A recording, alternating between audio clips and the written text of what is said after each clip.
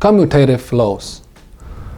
We have two laws. One of them is for OR function, another one is for AND function.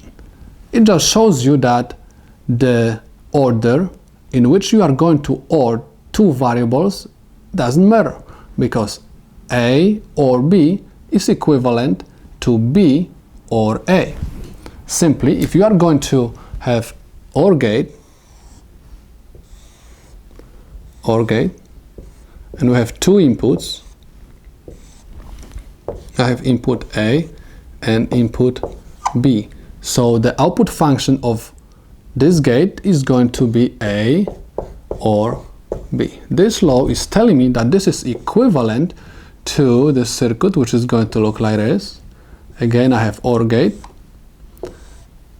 and I'm going to have this input going to be B input, and this one is A, and my output is B or A. This law is telling me that this is exactly the same circuit.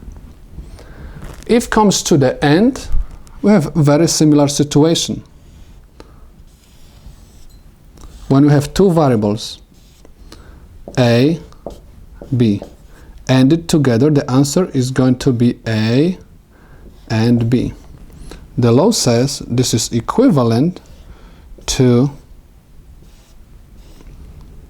B, A, right? And if you are going to find the output function of this gate, you are going to have BA.